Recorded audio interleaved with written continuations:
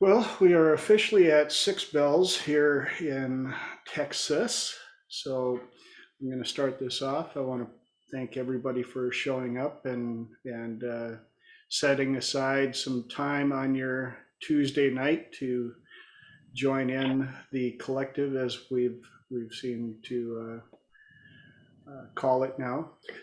Um, for those of you that missed last week, I'm still trying to figure out an effective way to get a recording up. I do have it recorded, um, but I have a suggestion. yes, ma'am. I don't know if you can hear me. Can you hear me okay? Yes, I can hear you fine. Thank you. Okay. Yeah, my suggestion to you would be the quickest way to get up a recording is to, in Zoom, do a simultaneous broadcast to YouTube. That way it's live on YouTube at the same time, and when we're done with the meeting, then it's already recorded. Then you can share the link from your YouTube channel to the group. Guess what we're going to be doing next week? I've got a few people on here that I know that can hold me accountable to learning how to do that so that I do it properly. I'll show you how to do it. It's easy peasy. It'll take me 30 seconds. And you're Cool. a techno whiz, so you'll be doing it in your sleep. Sometimes I feel like I'm doing stuff in my sleep, but that's another subject. Tonight's subject,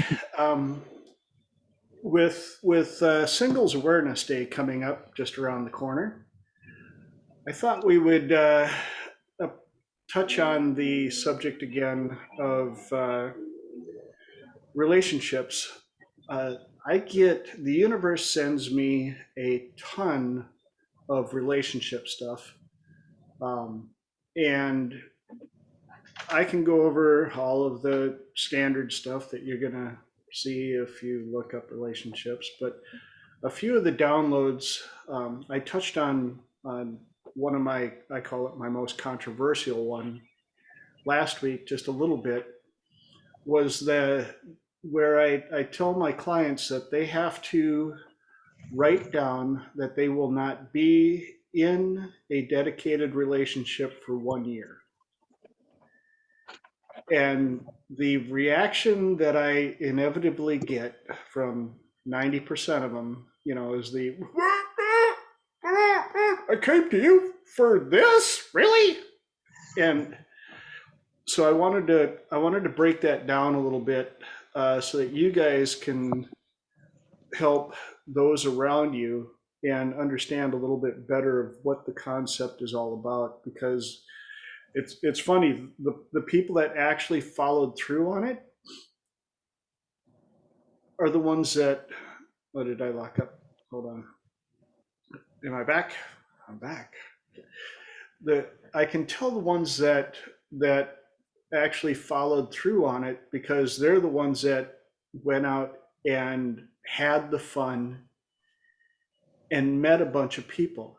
When I say that you're not going to be in a dedicated relationship for a year, it doesn't mean that you turn into a hermit and lock yourself up and start learning meditation. Nothing against that, but this is the time, this is the year where I'm telling my clients, you need to now take that freedom and get out and do as much stuff as possible with as many people, male and female, and especially groups, as possible. Meetup. Find as many different meetups in your area as you can, and do things that you normally wouldn't even do. Because this is a year of memory making and exploration. And I make my clients write down in a journal a detailed list of everything about their person to the smallest detail. Exactly how tall they are, what color hair, eyes, body build. Did they come from a large city, urban, from a farm? Are they from another country? Where do they shop for their groceries? What kind of car do they drive? What color is the car? all of the above. And this isn't a static list, it's a living list. I tell them, keep going back through it. Read through it, but it has to be written down. I don't care if you can type 900 words a second. If you're a court reporter, you need to handwrite it because there's energy in the handwriting. And as you go through it, you're going to find that some of those things will change. And you probably can't even describe why it happened.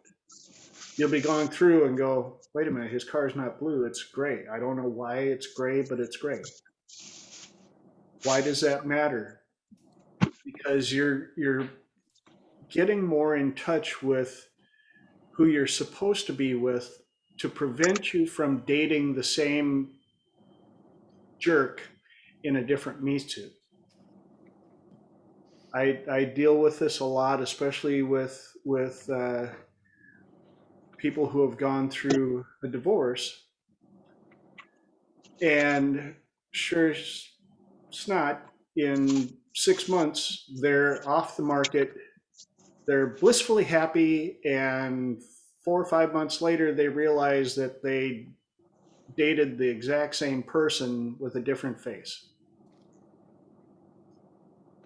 because of the signature of energy that they learned to look for. And so in taking that year where, I tell them, you can still go out with the same person a couple of different times, but you're still going to go out with other people. One of the other things that's going to show you is, A, is this person that you kind of had interest in, are they willing to hang around? How do they react when they find out that you went out with somebody else, even though you told them you're not dating for a year? When you've got some distance, you also have the ability to see a little clearer, right? Funny how those rose-colored glasses are super thick and super deceiving when everything's right here. But when you can back up a little bit and start having some fun, it gives you that space. And being a dude who started working on cars when I was 11, I like to use car analogies sometimes because it's something that we all know. And, sometimes as much as we fantasize that we would like to have the Ferrari or the Lamborghini,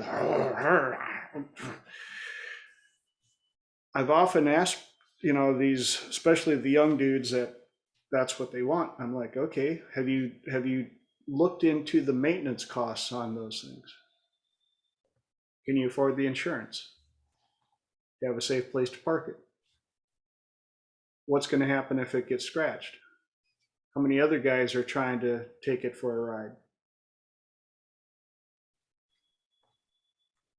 Now, that came back to kick me in the butt when I was younger because I actually did have a Ferrari that was interested in me, but I considered myself more of a classic Camaro type dude. Yeah. But it was fun to test drive for a while. And then I found my classic Camaro and found out that the Ferrari was actually about to ask me to marry her. I had no idea that I was even qualified for a down payment, much less the ability to own one. Part of that comes into the mindset as well. So this stepping back and giving yourself time to be around multiple people, what you may think is something that's way out of your league, you may find out that you're exactly what they're looking for. And I know a few people that have a tendency to be a little tough on themselves and consider themselves to be like, I'm just a Geo Metro. No, that's not what everybody else says. They look at you and they see a lot more. So that year also allows for growth and interperception. Now, again, I don't want this to be a talking head situation. I've been rambling for 10 minutes here about this. Do you guys have any questions or input so far? Or?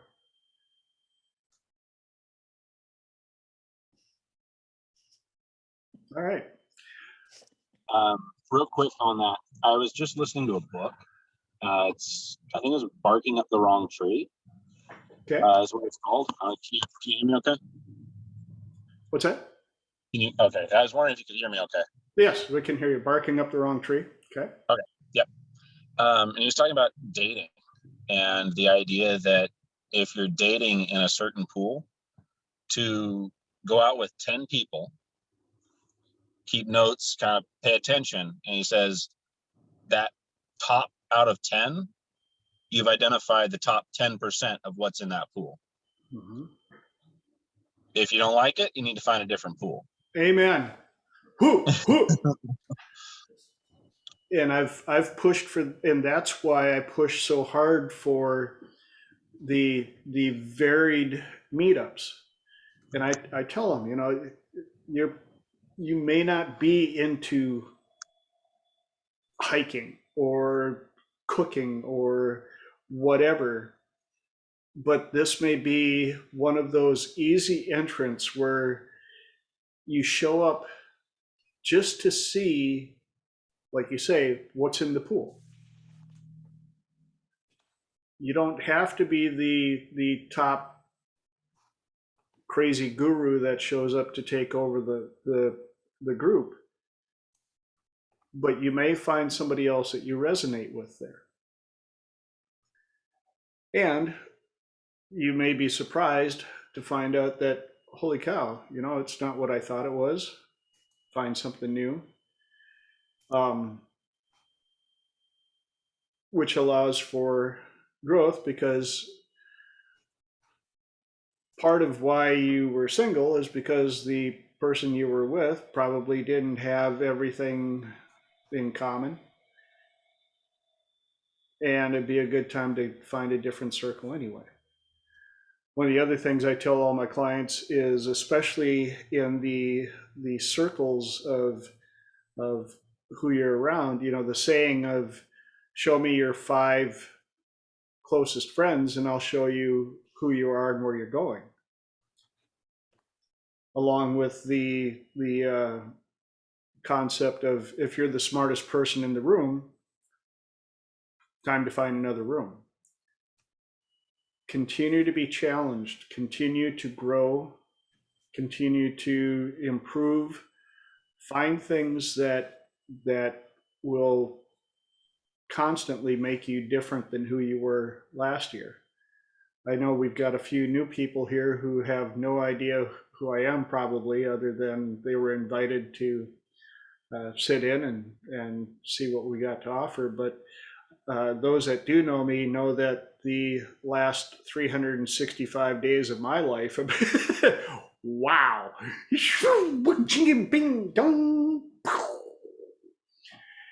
If somebody would have told me a year ago what I was going to be going through and ending up, honestly, well, because of what I've been through in my life, I would have probably been like, oh, wow. All right, here we go. But the vast majority of people, if you walked up to them and told them that they were about to go through what I've gone through, they'd be like, nope, nope, nope, nope, nope, not doing it.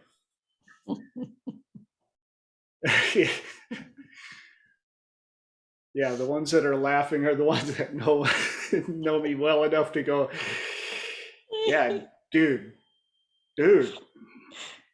But then, my mother has watched me obviously my entire life, and one one time when I told her that I was, well, when I told her I was going to start doing clinical hypnosis professionally, which, and I said, and this is like profession 28 for me, Mom. She goes, I know, honey, your life has never been a straight line, sweetheart. Bing, ding, ding, boom, boom, boom, ching, ching, pew. And I was like, perfect analogy, Mom. Yes, I'm the pinball in the machine, and it's been a crazy ride. But back to working with clients, especially like I say with Singles Awareness Day coming up.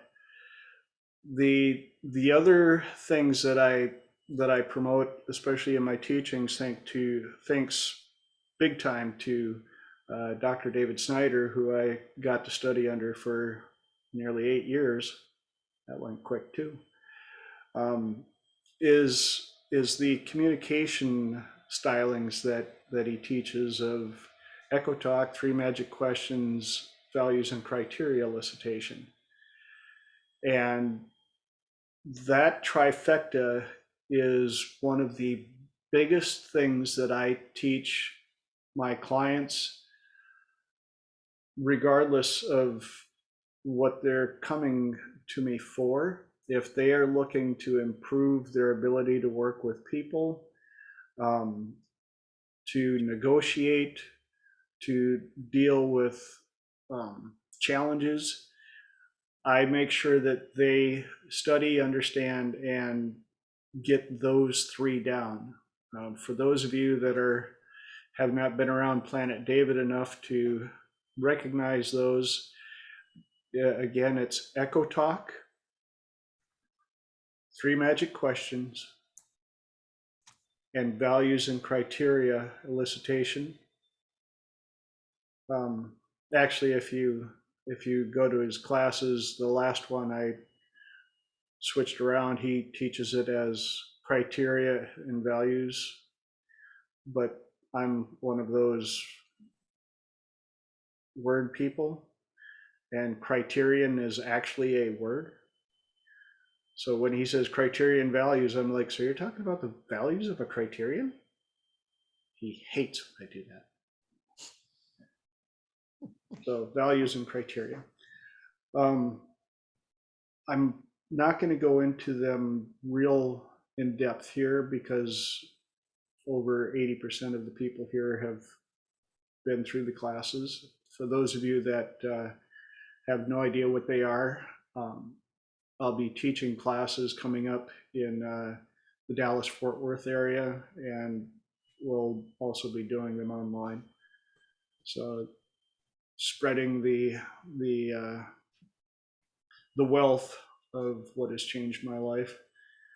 In fact, one of my funnier moments was my wife was sitting in on a class when David was teaching 3 magic questions protocol. And we're sitting there and he's talking about how it builds instant rapport and deep emotional connections and works great for dating and stuff. And all of a sudden I can feel these eyes into my soul, because she's like,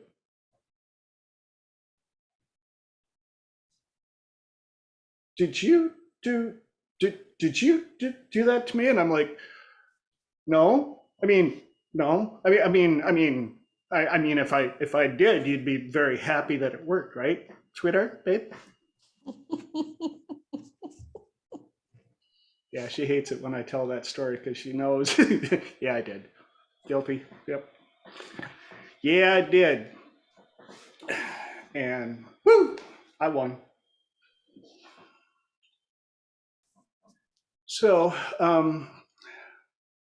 that was a quick 20 minutes. How are we doing so far? I know I'm wound up like a spinning top and throwing information out like a crazy man, but I'm going to keep checking in. Any questions, input so far from anybody?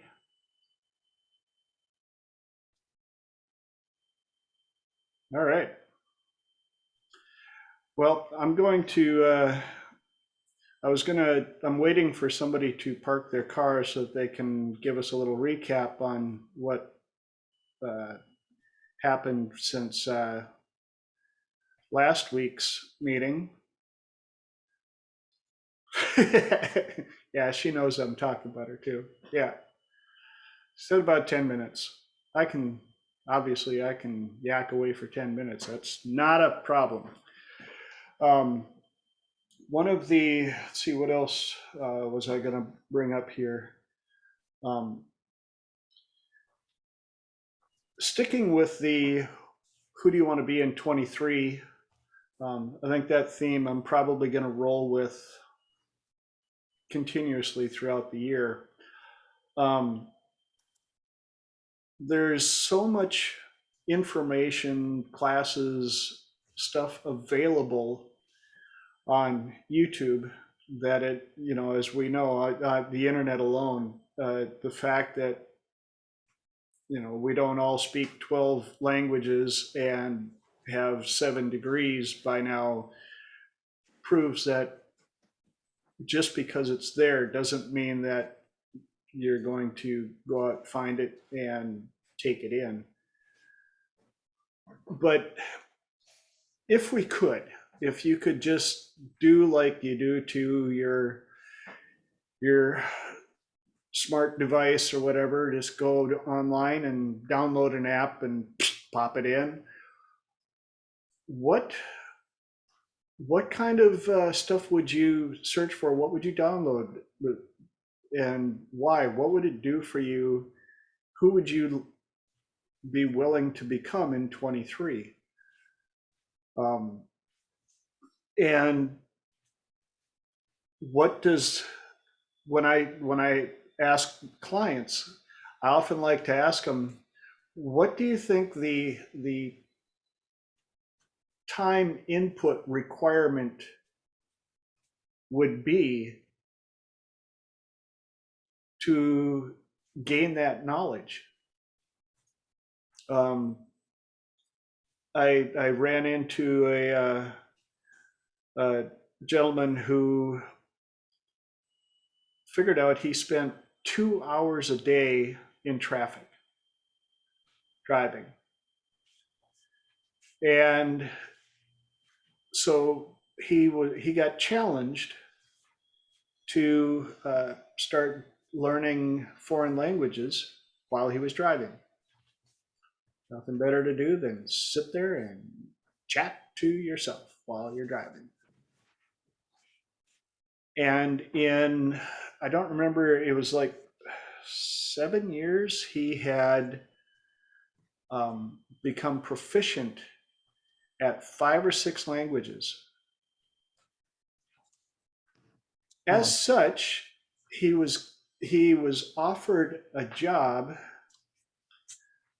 as an interpreter, which paid him very nicely. And he got to do all the travel that he always dreamed of. And he did it while he was wasting time in rush hour traffic.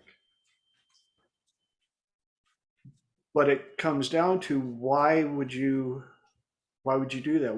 What's your motivator? Why, because I grew up in a truck driving family, and truck drivers have lots of spare time on their hands. I've brought this idea up to a number of truck drivers and a number of people, and they all give me that look of like, why? Because you can. I mean, I understand it's nice to know the lyrics of every country music song out there, but what if you could sing them in a different language?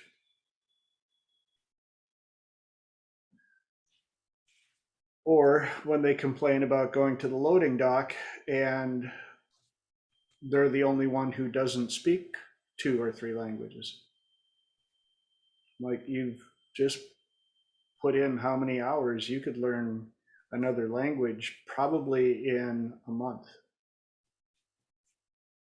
and then have the rest of the year to perfect it or learn another one.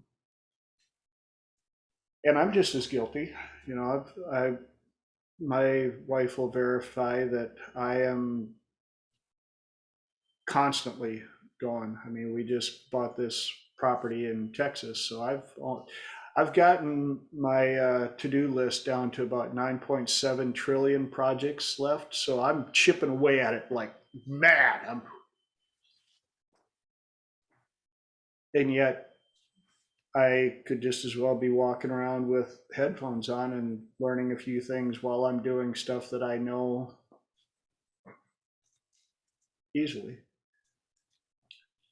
So it comes down again, who do you want to be in 23? What new skills would you like to add? Another thing that I've kind of hopped on the bus with is multiple forms of passive income.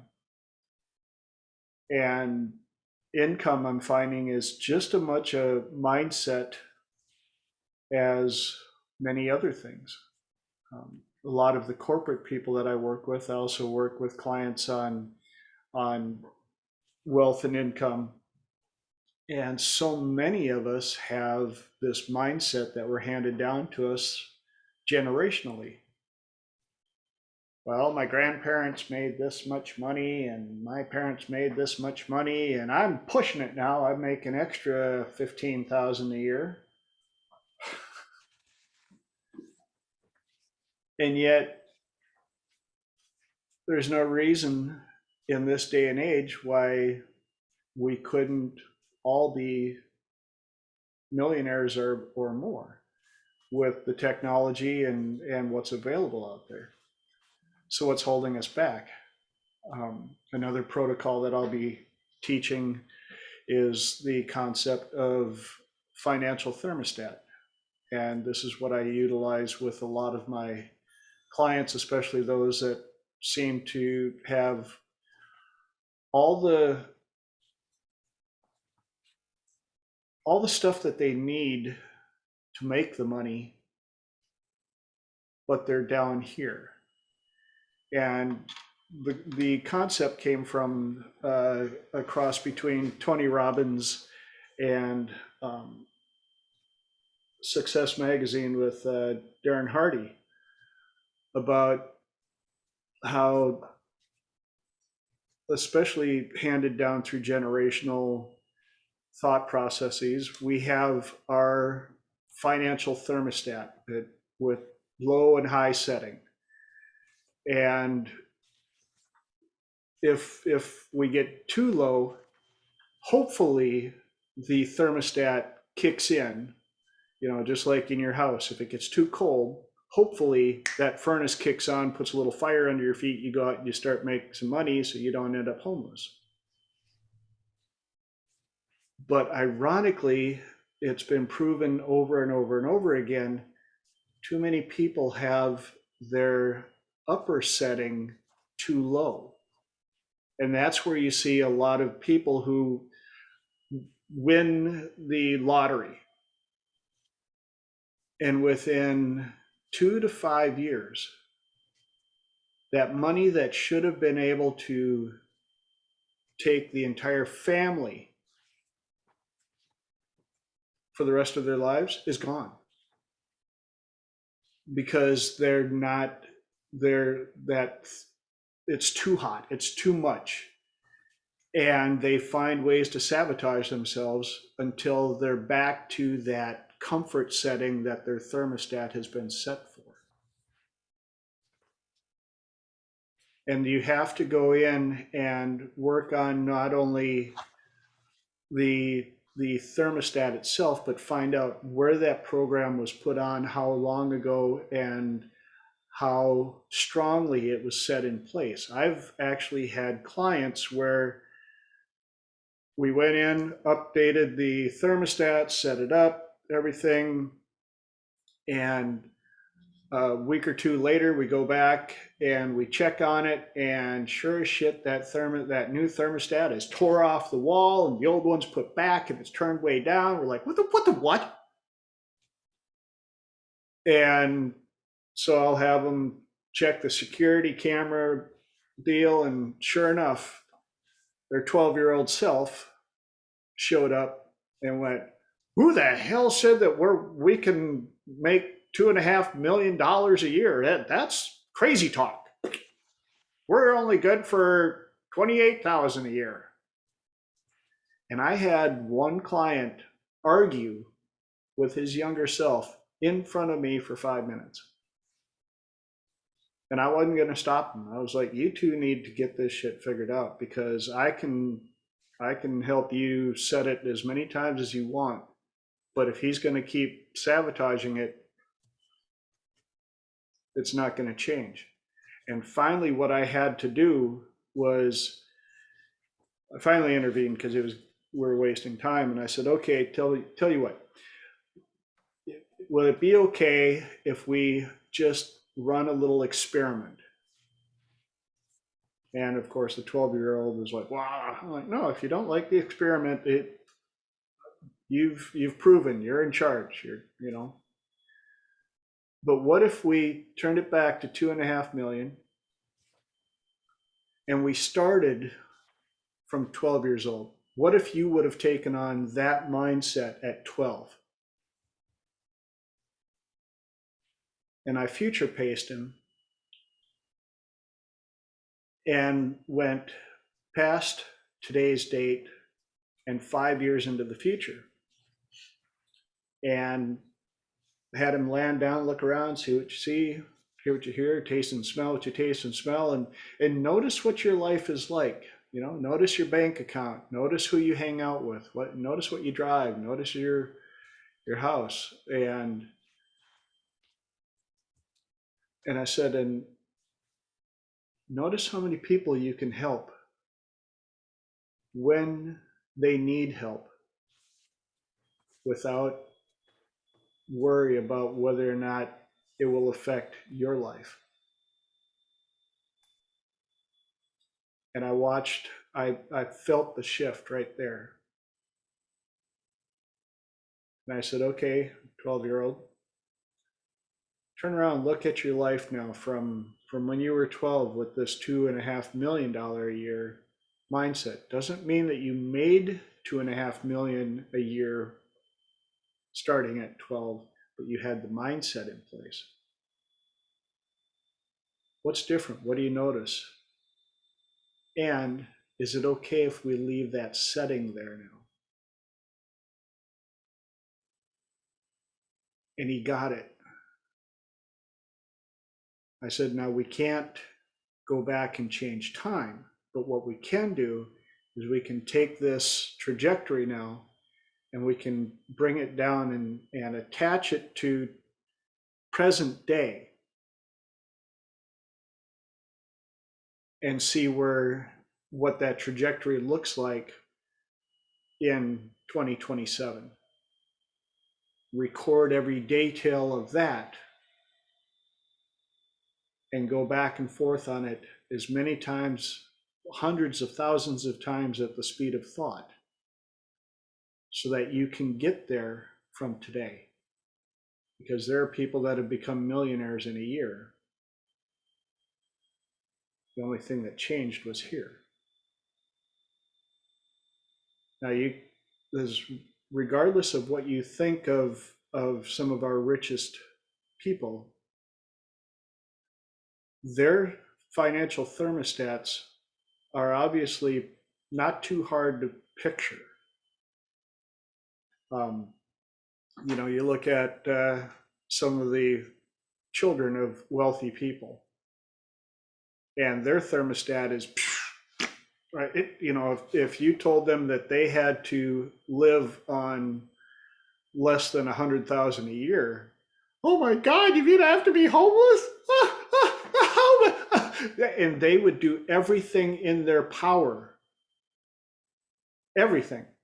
You could take everything from them, and within a year, they would be back at making $1 mil to $2 mil a year, because their financial thermostat would not allow them to live that low.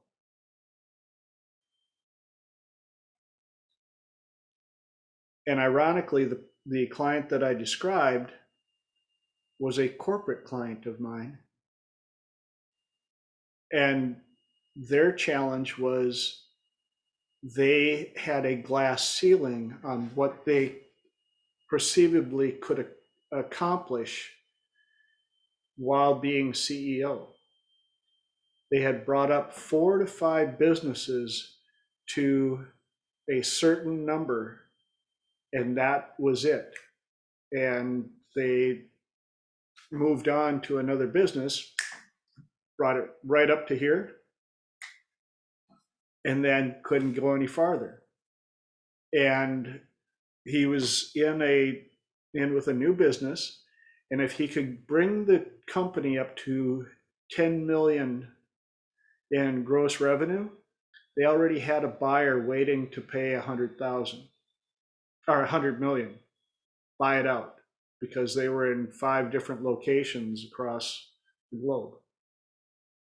And he was freaked out because he knew that 2.8 was his typical net gross that he, for whatever reason, yeah, it was the 12-year-old that kept sabotaging him.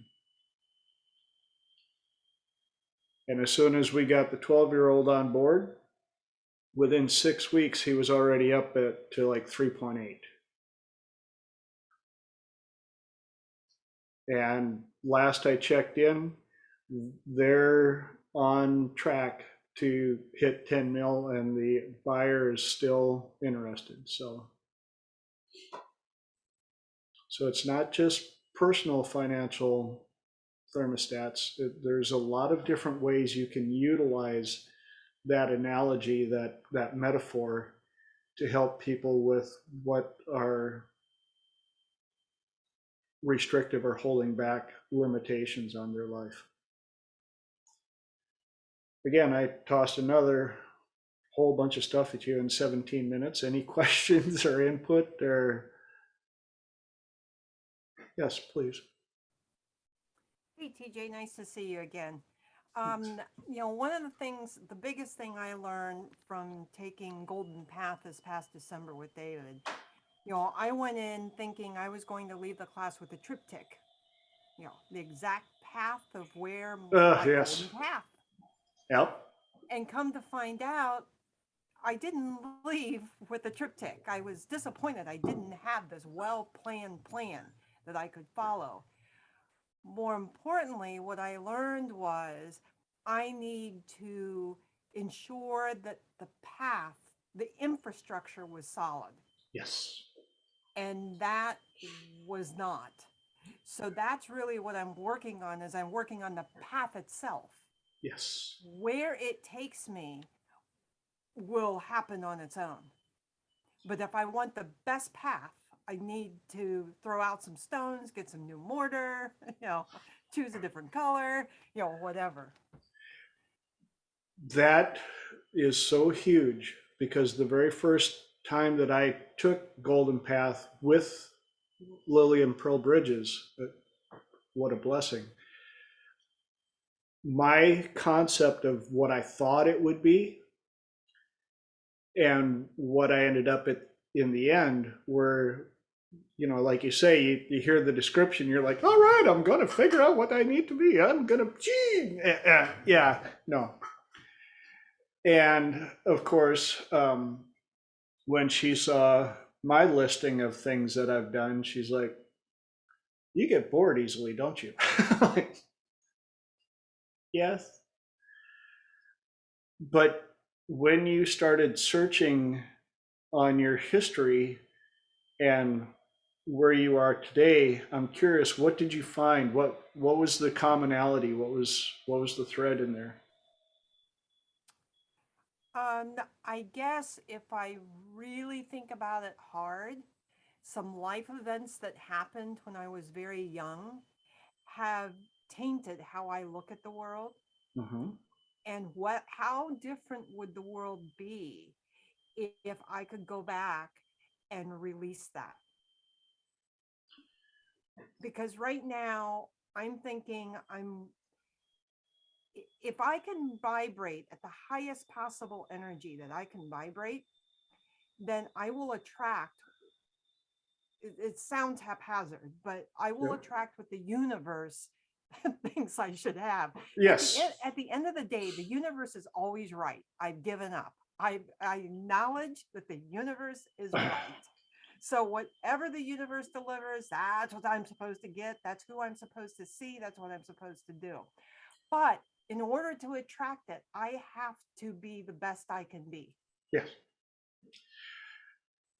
One of the things I made that I talked about in my life and stuff last week was letting go of the reins, because I've actually lived in my retirement home 4 times now. Yep, this is what I'm going to do. This is where I'm going to retire. This is awesome. I'm like, oh, this is cool. Oh, we're moving? Shit. Okay. No, this is my retirement place. This is awesome. This is paradise. God gave this to me. He's never going to take it away. What do you mean it's gone? Now we're in Texas and my wife's kind of weirded out and I'm like, babe, no offense. I'm so used to thinking that I found my retirement place. I said, I don't know how long we'll be here. She's like, what? I'm like, got to let go of the reins a little bit. You know, I like to think I'm in control, but I'm not. And when Lillian looked at my stuff, and read my face and freaked me out and all the above and all the amazing things that she did, one of the things she pointed out was, she goes, well, it's simple. Look at all these things. Your golden path is helping others. That is what everything that you've ever done, every one of these is to make others feel better and help them and fix things for them. And you know, I look at what I'm doing now, and mom had always told me when I was young that I should be a teacher, and I was like, no, because I would beat the snot out of some of those kids. I would be in jail. Yes. But that was because I was thinking small, you know, I couldn't, I didn't want to go back to college to learn how to be a teacher, and I didn't realize at the time that I didn't necessarily need to.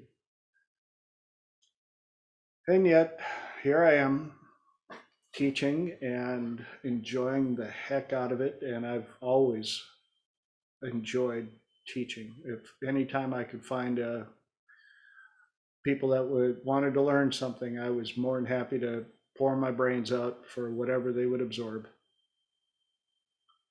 So when you say that there's some stuff from your past that you need to let go of, I'm curious, knowing that your memories aren't all that we think they are, what if you just colored them in a way to help you, turn them into what you needed to, what you thought you needed to move forward, and declare January 11th, 2022, the step up point. Just go, you know what? The past is the past. I did the best I could with the tools, knowledge, and energy available to me. And whoever did what they did to me did the best they could with the tools, knowledge, energy available to them. And if any of them did anything with malice or ill intent, no offense, but screw them. Let the karma police take them and beat the shit out of them for doing that to you. But move on and take the lesson and get rid of the junk that surrounds the lesson. Your subconscious wants to make sure that you maintain the lessons. One of my favorite metaphors about that is how all of our lives are this amazing mansion that we love to show people. We make sure that the outside is clean and the yard is perfect and we got all the pretty flowers, but we don't want anybody inside because each room of the mansion has all these bags of shit and it stinks to high heaven. And you're like, well, get rid of them. Your subconscious won't allow you to, because inside of each one of those bags is the golf ball that's the lesson that you paid for so dearly. If you get rid of that lesson, you're probably going to do it again. And remember what happened when it happened the first time. And so we keep all these bags of shit around and we wallow in our mansion wishing that things would change. And it's my job to get people to go in and give them the strength and the energy to reach in, pull out the lesson, clean it up, and lock it in a safe place where the subconscious and conscious both can agree. Lesson saved. Now what are we going to do with all this shit? Well, what would you like to do? It's yours. I mean, you paid for it, you know. But do you really need it in the house? You could fertilize the backyard, make the trees and the flowers grow better. You could do whatever you want with it. But once you've got the lesson extracted and saved, there's no need to keep it inside your mansion and keep you from enjoying, sharing, living, and becoming everything that that is capable of being.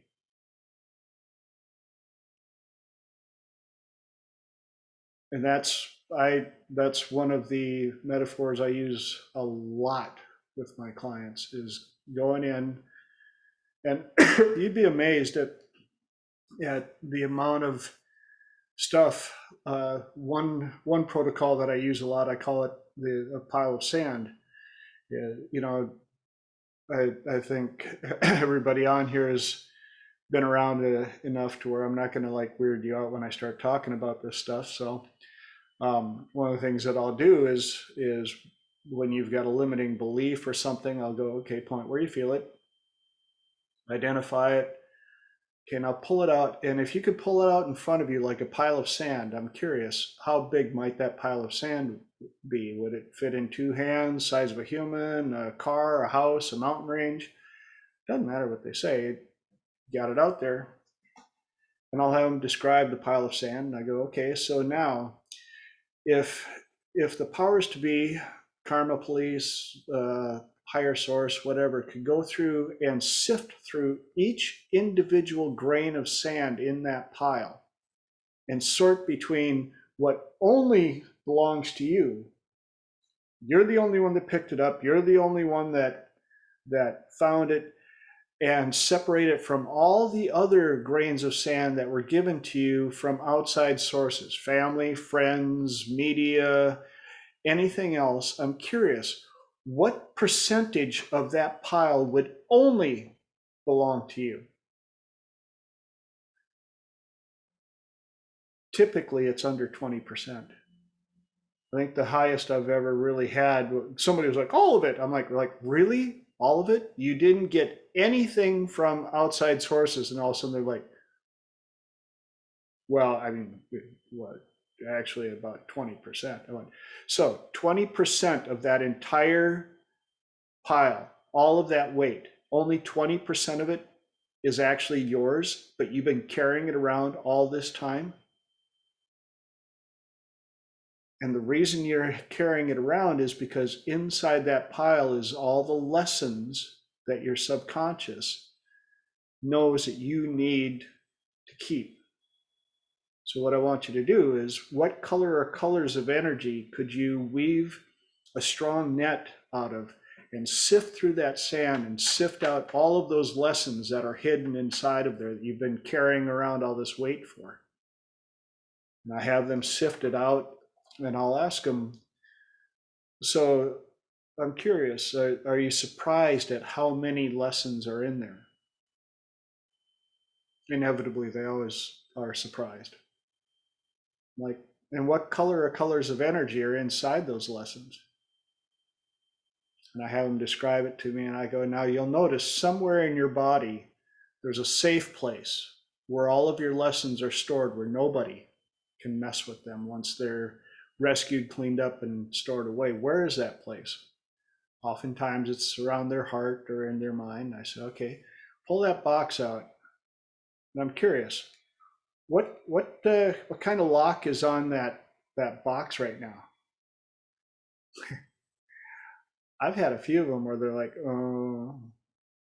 no lock. I'm like, wow, all these precious lessons that you paid for so dearly. Maybe we should put a little better security on that thing. And being we're in the day and age of anything is possible, we could do a DNA scan, we could do a retinal scan, whatever, because we don't want nobody messing with your lessons. We perfect the lockbox, open it up, and we get all of the lessons inside. Now notice the difference in your body. Don't try to manage or control it, simply allowing it to happen.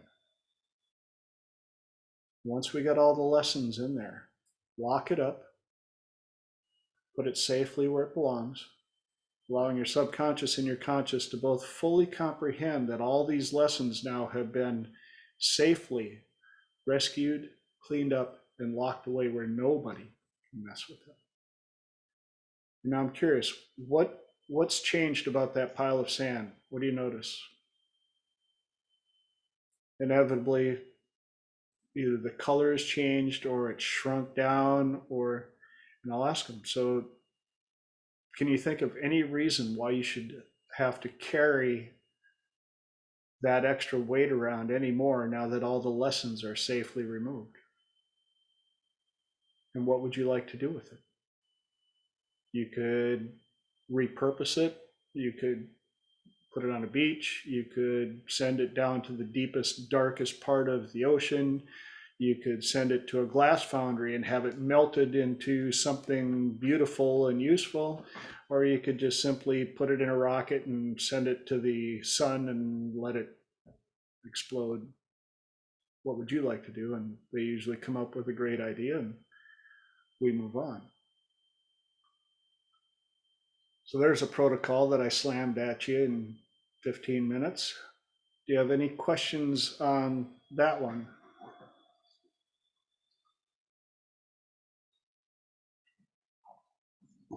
Come out of trance.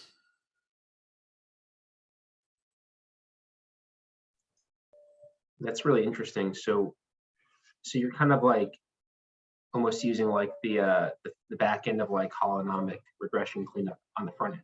Yes, correct. Interesting. I'm curious, what brought you to that, putting that together that way? My extrapolative hairline. It was. I ain't gonna lie. It was a complete download at one of David's trainings where I needed to have a really quick cleanup on somebody who was having an abreaction. Makes sense. So something that I'm still kind of figuring out.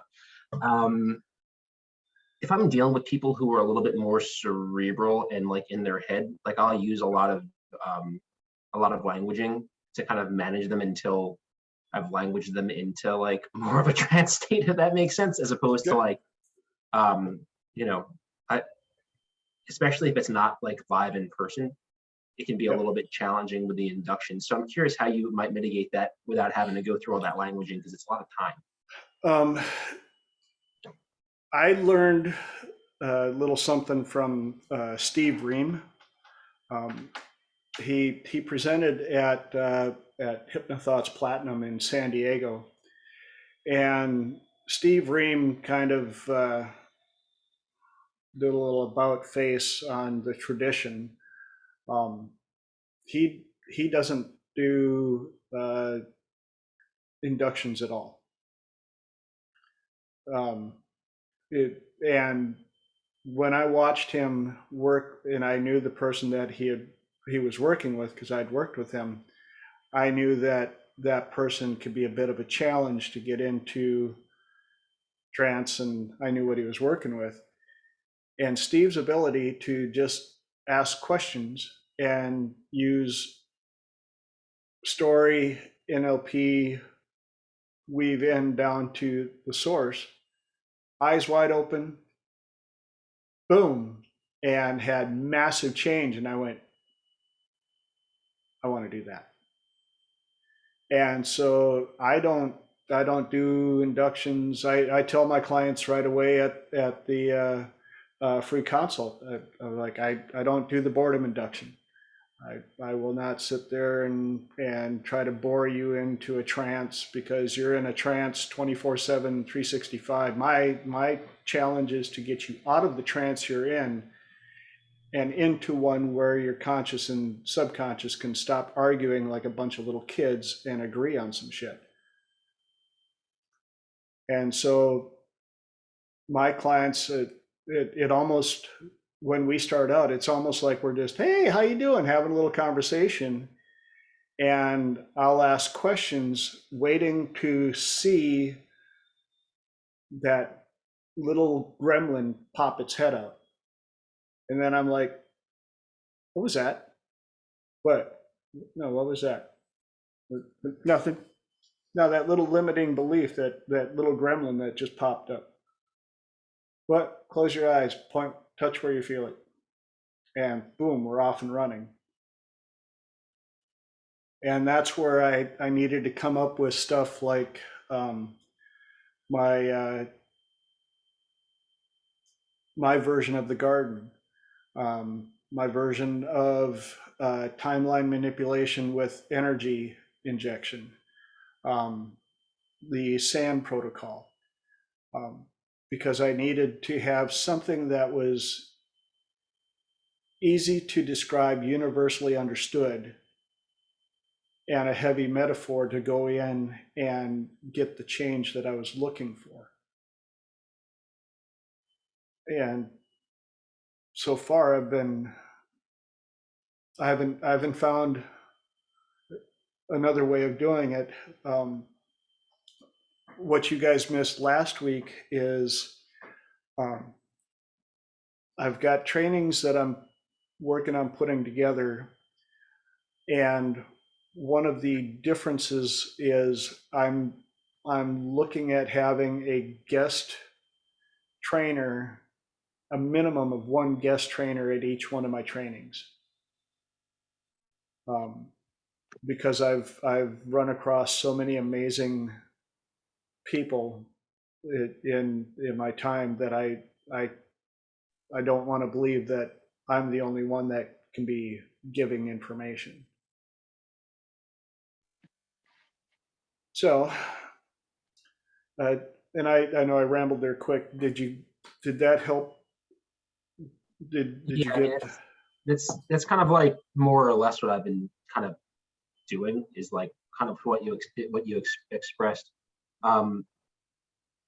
Sometimes, not often, but sometimes I've noticed that, especially with like sometimes cerebral people, it's like, and kind of that's sort of what I had been for a long time. I've kind of gotten more of a balance between spaces, right? Mm-hmm. What I've experienced a couple of times that I was surprised by was like a loss in translation, where it seemed like I was being very clear with the directions and like whatever else, and it's, it wasn't complex and it wasn't overly verbose, and yet there was like, it almost seemed like they just ran with, like, they heard a few words and ran with their own thing, and like I ceased to be heard. Yep. And so I'm curious how you might mitigate those circumstances. Can I jump in here real fast on this? Yeah.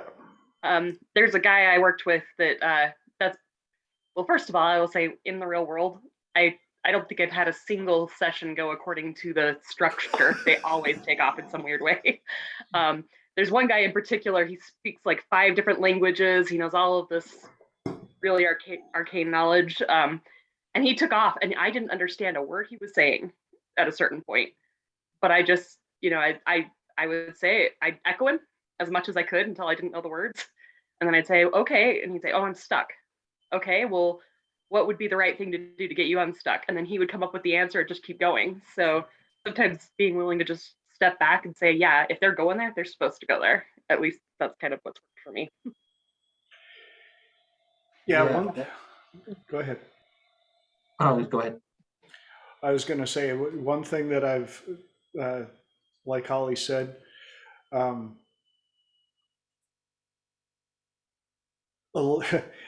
thinking that you're in control of the whole program is the easiest way to lose control of the whole program. I've had more than a few where, you know, you got to learn to switch gears on the fly.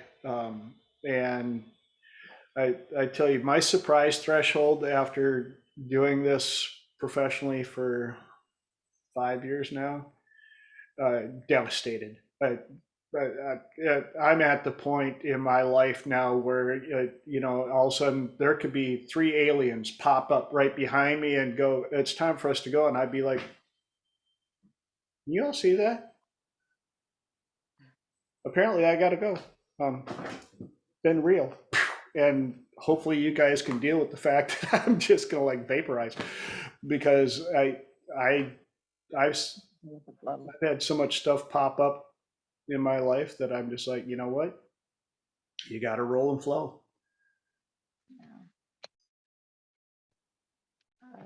I don't know if you Okay. can you hear me? Yep. So it's I've rambled for an hour, and I want to hear something about what came up last week. Can you hear me okay? Mm-hmm. Actually, I wanted to say something because Okay, go ahead. Bonnie actually prompted me as well in talking about this particular modality where we're talking about, you know, whether we put people in induction or not. I kind of agree with you. I mean, I think there's a time and place to do an induction, but I think that oftentimes people are already in trance. And so you know, once you have their agreement, they want to get to the root problem and resolve and dissolve whatever their trauma is. Yep. You're finding a way to help them move through that process so that they can actually release it is, you know, why you're there is to help them, guide them through that. So one of the things that I found that is really, that's been really impactful, at least the reaction I'm getting back from people as I've been doing this, is, for example, I had on the last day of Golden Path, we were at dinner, you know, the class was over, we went to dinner, Dr. David was at the other end of the table, and I think Moss was sitting to my left. And then we had one of our classmates to the right who was having, you know, he was telling me about some of his trauma that he was carrying around since he was a little boy, when his brother, who was a little bit older than him, passed away unexpectedly. And he was carrying around a lot of guilt over that. And it was something, you know, now, you know, he would love to be able to get rid of this guilt that he's had because his brother passed, somehow blaming himself that it was partly his fault, where it was clearly not his fault, but it's been a burden his whole entire life. So before he started, you know, when he mentioned that there was this trauma that was bothering him, I told him very, you know, he didn't think this had anything to do with what we were doing, but I knew exactly. I was trying to engage his neurosomatic processes. So I had him pick up with his right hand. He had a glass of water. So I oftentimes will use a bottle of water.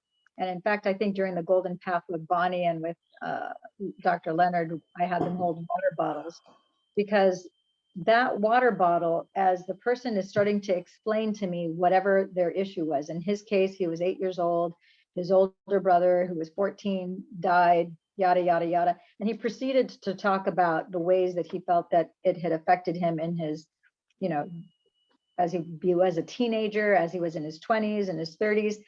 And as he's holding this glass of water, at one point he said, you know, this is starting to get heavy. Can I put it down? I said, no, keep holding the glass. So he kept on talking about, you know, the different traumas and so forth. And then he's like starting to go like this to his arm because it's starting to get sore. And so I told him, I said, can you imagine from the age of 8, you've been carrying this guilt, this shame, this burden of, and this fear that it was your fault that your brother died. You've been only holding this glass for how long? 10 minutes? And you're already complaining to me of the physical pain that you're feeling from holding this glass for 10 minutes. Think about holding that glass for 30, 40 years. And then his eyes went. Yep. And then the light bulb just went on. And then I told him, you know, now you can put the, you know, the water bottle down. And 40-pound backpack, which was about what his 14-year-old brother weighed when he died. And that he'd been carrying this year after year after year. And that was the thing that was holding him back, because he felt he needed to be punished for his brother's death. His eyes just welled up, and you could tell, you could see the release happening. It was just like this wave of energy that kind of flew through his body. And so, you know, when Dr. Snyder, you know, and David tells us about the, you know, VACOG, visual, auditory, kinesthetic, olfactory, gustatory, and then you have the interoceptive, nociceptive, proprioceptive systems. What I try to do with my clients is engage as many of those as possible as I can. So I get them to see certain things, I get them to hear certain things, I get them to feel kinesthetically. Sometimes holding the water bottle is one, but also programming water. Like, do you remember Pam Nolden, who was in our Identity by Design class in HypnoThoughts back in 2020? Yep. So we were, I took multiple classes. There was Identity by Design, there was Space Reading 1, I can't remember what else. So there's some sort of class where he was not even, it had nothing to do with programming water. But as the class began, you know, on the first day, Pam had said that, you know, for the last 20 years, you know, one of the reasons she became a hypnotherapist was to be able to regain her memory, because she had amnesia after being shot in the head. She still had the bullet in her head because it was inoperable. She had been in a coma for several months. Her eyesight, needless to say, had been affected, but it was her heartfelt desire really to get her memory back. And so, you know, everybody in the class heard it, right? So now I'm in this other class. She happens to be in the class with me. She didn't even think she was going to be able to be in the class because she originally wasn't even signed up for the class. But anyhow, so all of a sudden I get this download during the middle of the class, and I see a water bottle came into my frame. And then I heard, all you have to do is program the water to get Pam's memory back. And I thought, oh my God, I can get Pam's memory back. I thought, I got to tell her. So then I looked at Chris, who was sitting next to me, told him, his eyes got as big as, you know, his eyes were as wide as saucers. He's like, you got to tell her now. I go, as soon as we break, I'm going to tell her. So sure enough, I did. At the break, I told her, and then we went ahead and literally in less than 15 minutes, I didn't know the specifics. All I knew was, and I knew how to program water from before, but I knew that I was supposed to program water, and that was going to be the key to getting her memory back. I didn't know the details until once I induced her, I put her down, her eyes were closed, she was relaxed head to toe. And then I immediately, you know, got the download exactly what to do with the water bottle. And at one point I was told to tell her to drink the water. Now, I want us all to think about what that does to you neurosomatically, because you're holding a water bottle. And now your subject is drinking the water that's been programmed with love. It's been programmed with getting her memory back in her case. That only has the greatest good for her, is what's intended in the programming of that water. So she's drinking that water, she's feeling it go down her insides as you continue to speak to her and bring her into greater levels of realization. And so the rest is history. As soon as I didn't know, I remember the that training. Yeah, I don't remember when and how she was going to get her memory back, but I knew that she would get her memory back. It was just a matter of, you know, it could be a second after I brought her out, or it could be 25 hours later, or it could be later in the week. Didn't matter. I knew it was going to work. As soon as she opened her eyes, she was like, oh my God. I remember sitting under a tree at a park with my dad standing next to me. My daughter, my sister was sitting to my left, and we were on green grass. And then, you know, her eyes welled up with tears. She's like, I remember it like it was yesterday. And I thought, oh my God, it happened. You already had a memory? It happened that fast? And she's like, yes. And then I did a 7-day follow-up with her. And of course, when she went back to Wyoming, she had all these other memories and it hasn't stopped. There hasn't been a week that I haven't heard from Pam since that. because Cool. she has her memory back. Awesome. That's why we So do. That's why we do what we do, right? that's why we do what we do. Yeah. So as far as the update, so I'm definitely had some realizations myself since our last Tuesday Triple T Mastermind. And so the next day, right at 3:00, I called the book printer.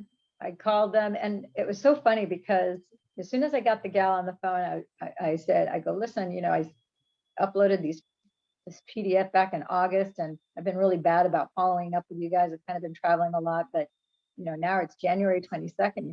What's up? And what's the queue time to actually have the physical book? And she said, well, let me look. So she went in to look, and long story short, there were some formatting issues because the books that I've done previously were done on PCs, and this is the first book that I've written on a Mac. So there's some formatting issues. And so she said, not a problem. She goes, you're going to have to, create these formatting issues. And then as soon as you have that, send that to me, and then we'll be able to go ahead and get it published. It'll be inside, a week, no more than 2, once you get that to us. So I've been going back and forth the last few days with Apple, and then I ended up hiring a professional designer, because now as I took a second look at the book, there was obviously a little bit of resistance still left in my being somewhere, Uh-huh. because I was really shocked about the issue of shame, as I mentioned. It's like I said it came out of my mouth when you asked, and it was like, shame, where did that come from? I haven't had any shame issues. I thought I shed all of that, in 2019. Well, apparently not. So now, like Wednesday, Thursday, Friday, I've just been working on the book, taking care of tweaking those certain things. As I started to reread my own book and the intro and the first chapter, I'm like, Jesus, I think this is actually pretty good. I'm like, I don't remember reading any of this. I think this sounds pretty good, but who knows? I'm not being very objective because I'm the one who wrote it, but it was a divine download. And the grammar, I don't think is so bad. I might have some few extra commas here, so I go, maybe I should have somebody review it for that purpose. So I ended up recording the audio, and then I ended up hiring a gal that's a professional graphic artist who's going to really snazzy it up. And so then Friday, as I printed the copy of the book here in my, on my printer, the first copy, not a problem. Printed it out. I'm like, okay, I need to make these changes. So then my daughter was here, and she's like, oh, you got to move the printer, blah, blah, blah. So of course I moved the printer on Friday. When I moved the printer on Friday, I can't get the thing to print on Friday, Saturday. It wasn't until Sunday. I'm like fidgeting. I'm like with the technology, changing all the settings, everything, could not get the thing to print, even though it printed perfectly fine.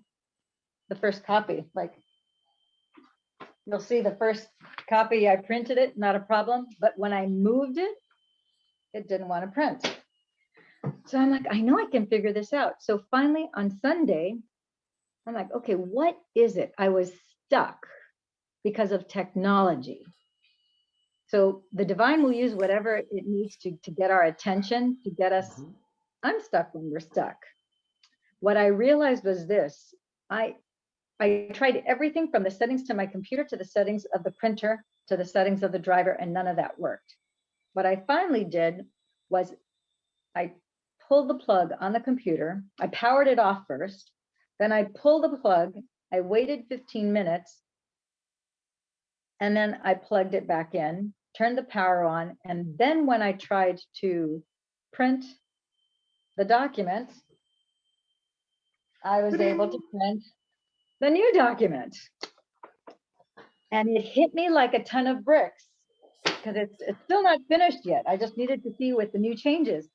And I thought, oh my gosh, this is a mirror reflection for us. What's going on with us inside is being reflected to us outside. So when we get stuck, when I get stuck, I need to slow down my breath, slow down my heart rate, slow down. It's what I teach every freaking day.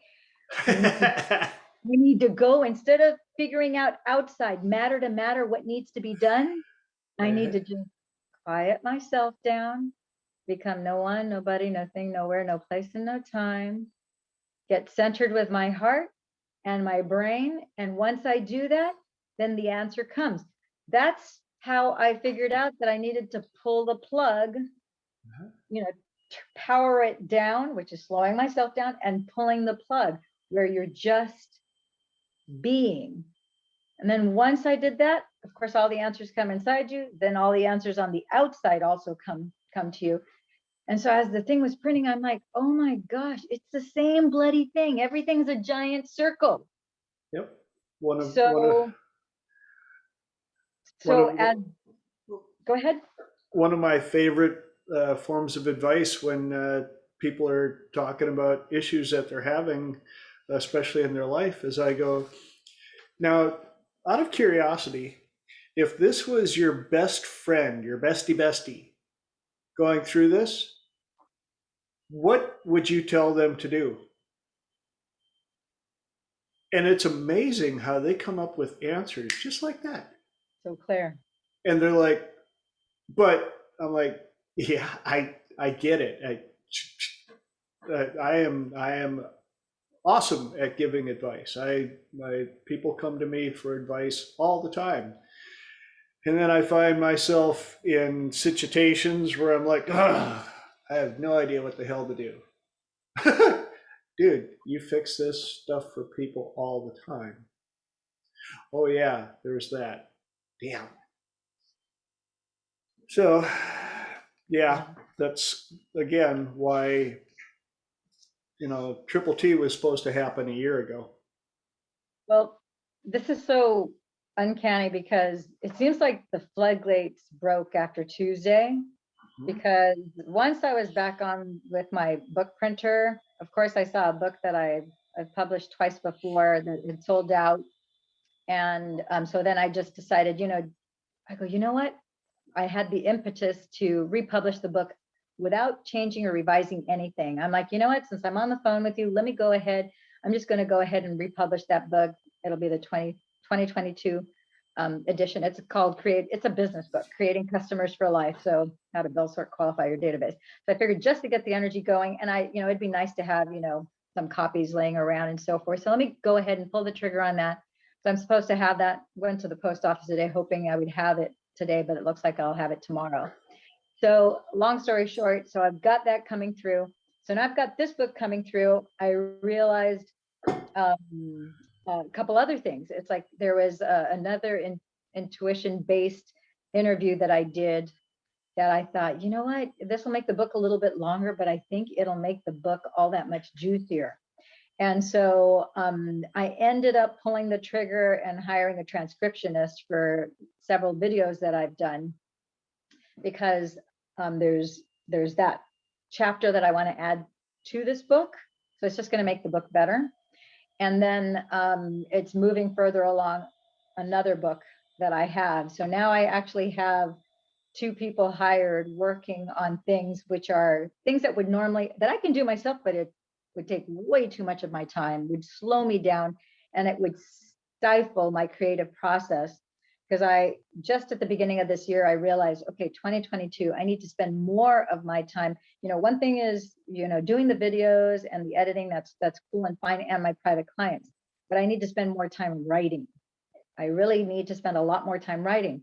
So the way things are turning out now, it looks like I will have probably 3 or 4 books published this year. One is already shipped, this Intuition Manifesto. It's going to be, my target is to have it published and available to the public on February 2nd, 2022. So it'll be 02/02/2022, which looks like it's lining up that will be the case. And so now it's like, okay, now every day I'm I'm kind of in a different flow. I'm not working hard. I'm having a blast. I'm being very productive. This place, like my workstation, looks like a mess. I got all these. Good, they're supposed to. I got a lot, but everything is stacked. I even came up with this idea of I got to figure out if my book publisher can print cards because I got an idea having to do with the Intuition Manifesto to do these cards. So it's like things are just gelling. So we're off to the races, and here we go. Whoop, whoop. Real quick, I know that some of us have some websites. If you guys would like to share them on here, you are more than welcome to. This is a place for sharing ideas and resources and all the above, and make sure that you guys stay in touch with each other, because again, I didn't want to put this together as a talking head situation where I just and hope something sticks. I want you guys to be able to work together and do masterminding ideas and support and build each other up and stuff like that. I've got to work on. I've got a couple of projects that I've got people holding me accountable on too, because I need them. Because those that know me well know that I can chase squirrels with the best of them. Squirrel, Yeah. squirrel. TJ, I think it would help. I know it would help me, and I think it would help everybody in the group if we had everybody's name, and then next to their name, a little, like 2-3 sentences, a little blurb that tells us, okay, what it is that you do, Okay. what it is that you do, maybe one thing that you need help with, and then your website. Then we can go, oh, okay, Brian, wow. So, you teach yoga, you've got a YouTube channel, you teach meditation, and you're, I don't know, you want to write a book. Great. So now, and then we can go to his YouTube channel, we can go to his website, The same thing, Bernie, Bernie is an amazing healer with, I know how he's able to program that cotton, and then you put it on whatever part of your body and you instantly feel better. And it's amazing, magic that he has this gift for. So it's like, okay, if we could have that for each and every person. Now it would be nice to have, I'd be even willing to write it up. If Yeah, everybody just wants to.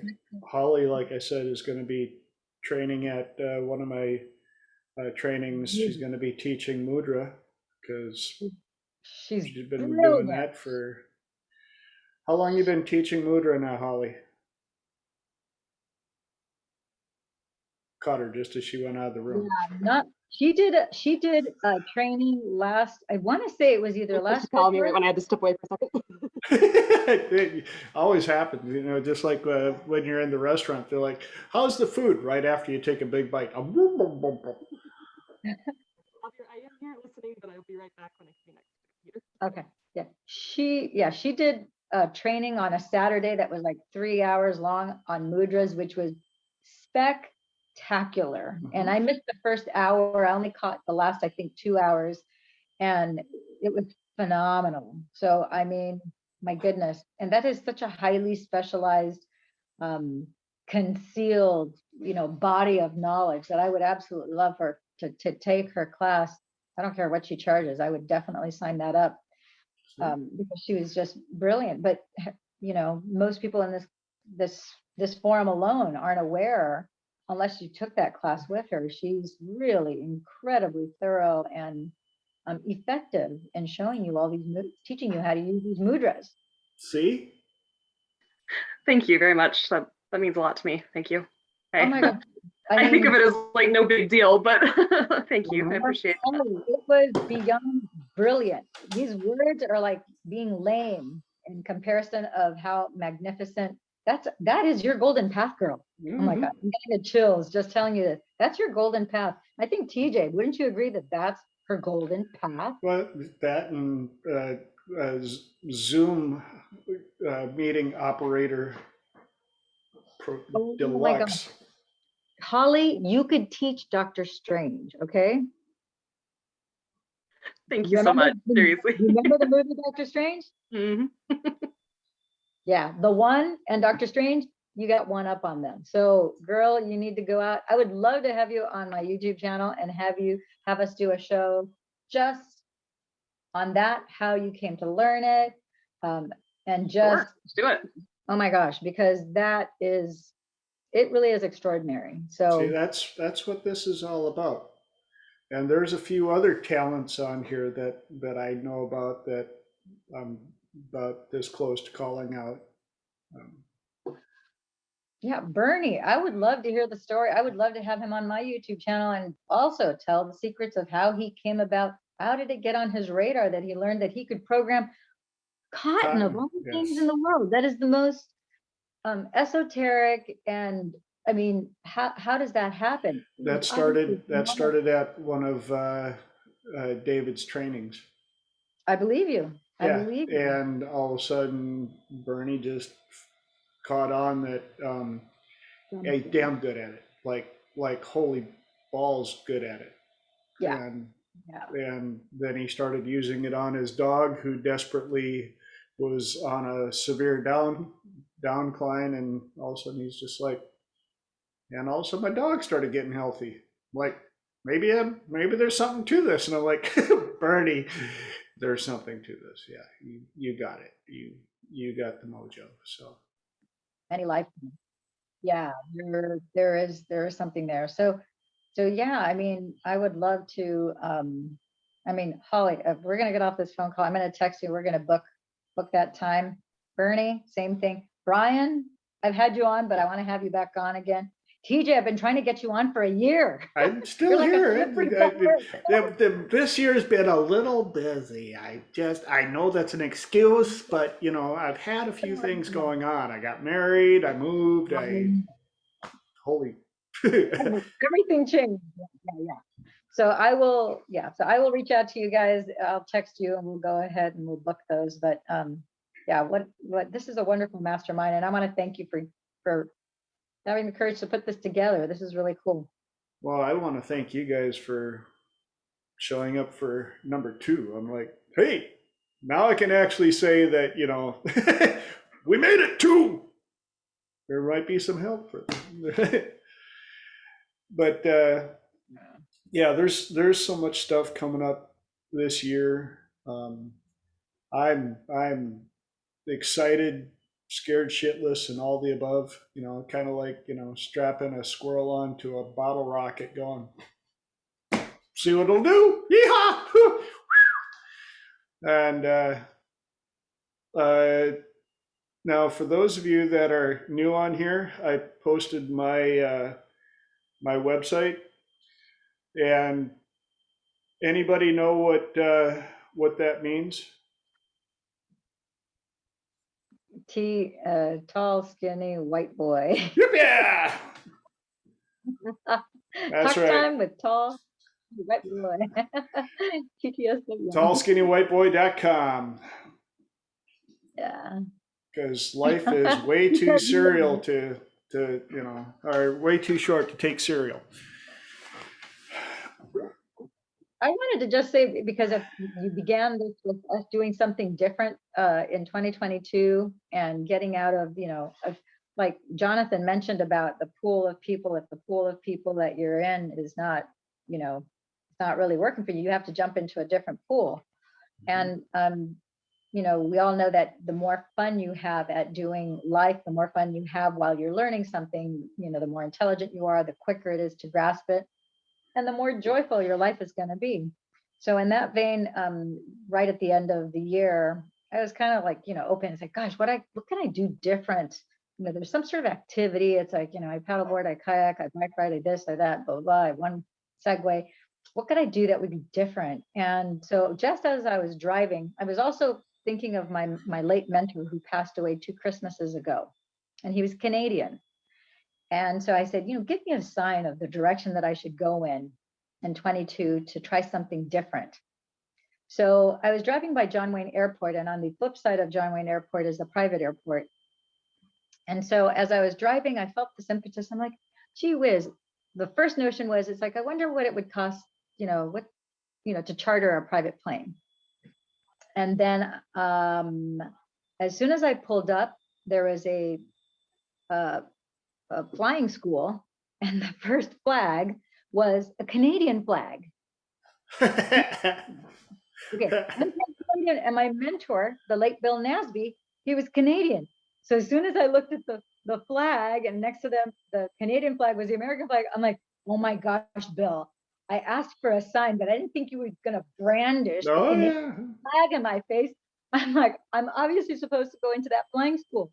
Oh my gosh, it would be so cool to fly. Maybe I'm supposed to take flying lessons. I don't know. So I go in, I go, they don't charge for you to ask questions and find out. I go, let me find out. Maybe it's cost prohibitive. Maybe it's not. I know nothing. So I go in there. Long story short, meet the lady behind the counter. Her name is Linda. She gives me all the information.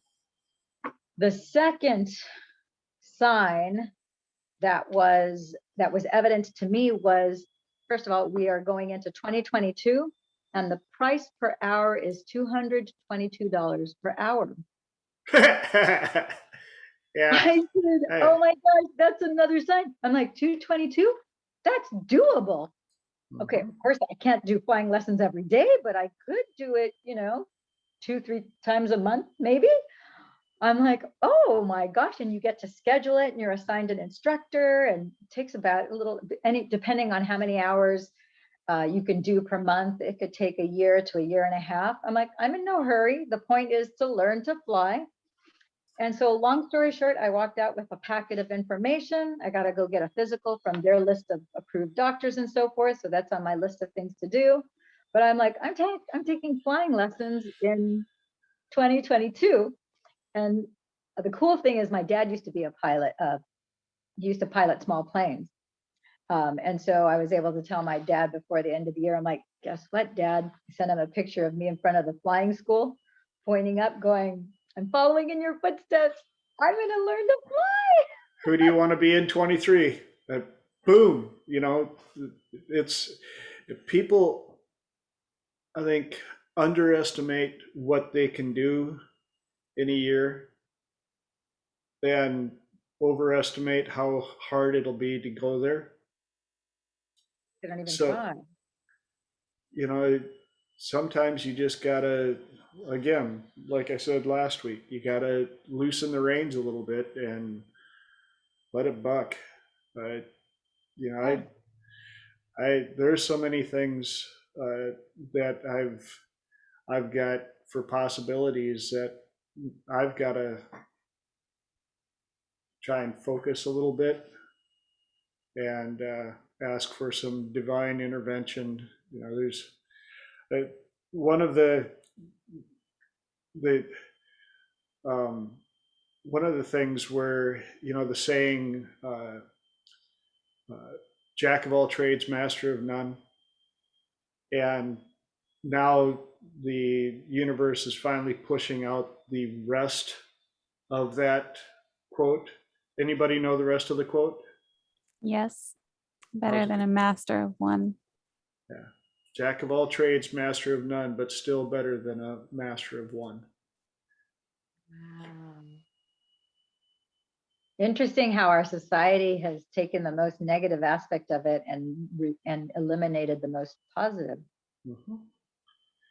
The only challenge, again, those of you that know me well know that there's a few things that I know how to do. It gets a little challenging at times trying to figure out what do I want to do with what I can do, and that's where I think that the universe has plopped me into the best location for me right now, because with all of those backgrounds, I'm able to come up with metaphors and analogies and things of that nature for a wide variety of backgrounds, because I've done so many different things and been so many places and have so many different things to pick from that I can come up with analogies for the garbage man and the carpenter and the cook and the multimillionaire and all the above. And yet I'm still trying to figure out what I want to do when I grow up. Aren't you already doing it? I thought I was doing what I like 20 professions ago. I thought I was like, this is it. I'm doing what now? All right, this is it. This is kind of, this is it. You get to pick. Now I'm just like, this is next. They're all And- building to this is it. Yeah, I figure I'm going to be doing this is next until I can't, until there's no life left in this here. And hopefully I've affected enough people that can take things forward. You know, if I can change a life and a generation, and that changes the course of a family. Wow. Yeah, it's true. One quote that came up while you were talking was another one that I think is incomplete, and I constantly complete it for people, is you are constantly one choice away from a different life. Great quote. But I always add on there, good or bad. So be conscious of your choices, because every second of every, you are exactly where you are at this moment in time because of the accumulation of all the choices you've made your entire life. Trust me, I know. I look back at the choices and stuff that I've had that got me here today.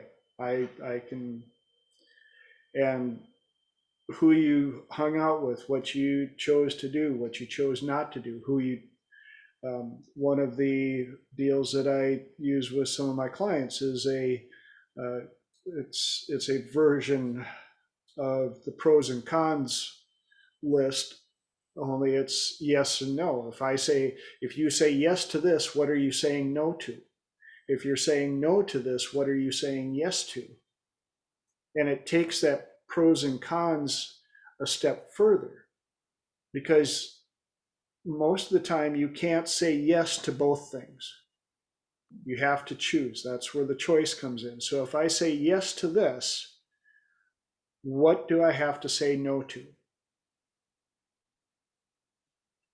Versus pros and cons is pretty straightforward. Like, tell me all the good stuff. Tell me all the bad shit. Which one looks better, and make your choice.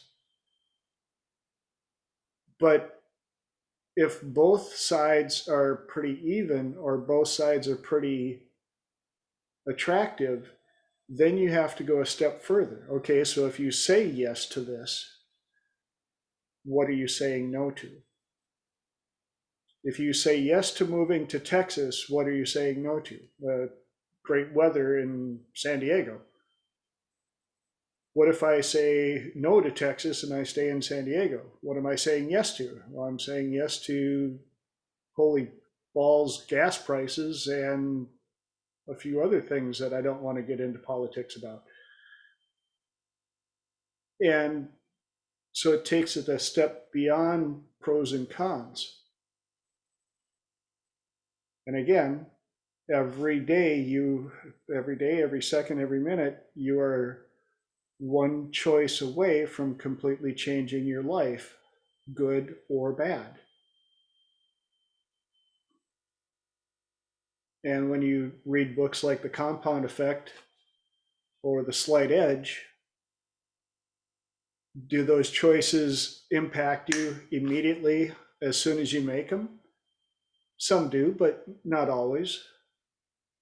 You know, Darren Hardy took The Slight Edge, and both books are basically the same idea. Small choices, small habits over a period of time create change.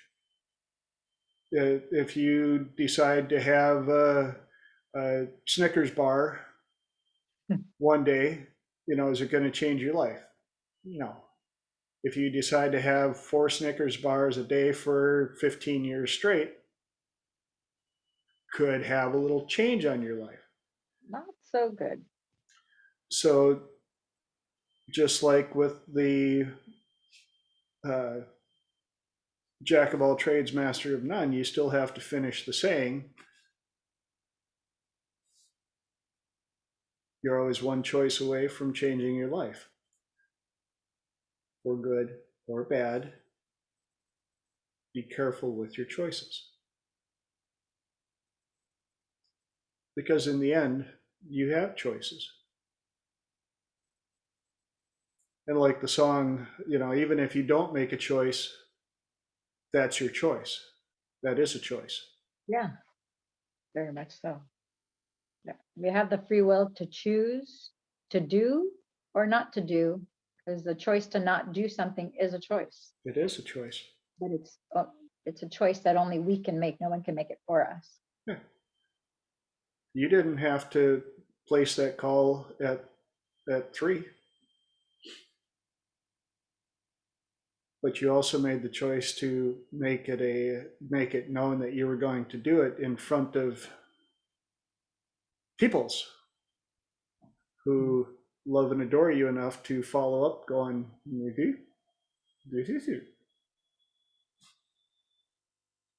Yeah, and TJ, it's so bizarre because, like I said, I was shocked when the word shame came out of my mouth when you asked me the questions. And then it's funny because it was just earlier today that I realized, I was anticipating that we were going to be doing this call. And then it was just today that I realized, okay, when was the last time that I had an issue of shame?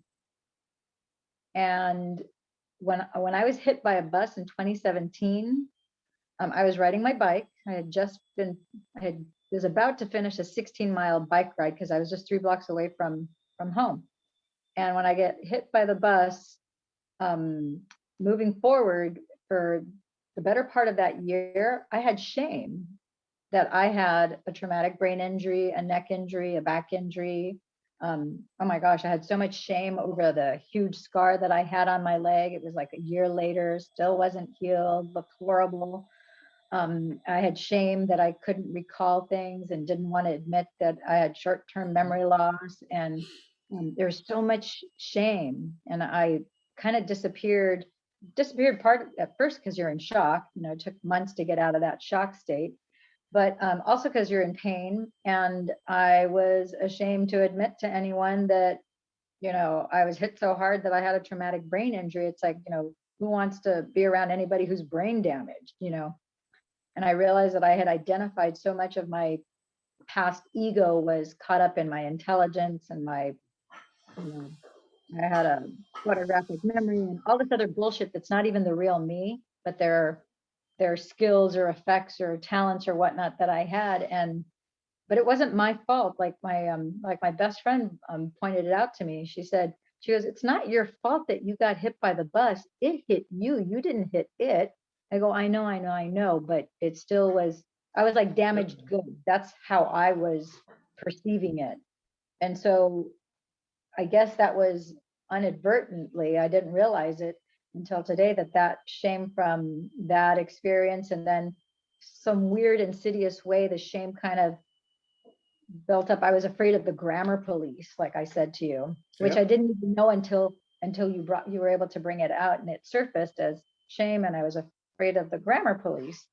And then I realized who the true grammar police was. I didn't want to confess on that recording, but I will say, because I talked to my best friend about it later that evening, and it's like I realized the grammar police is my mother.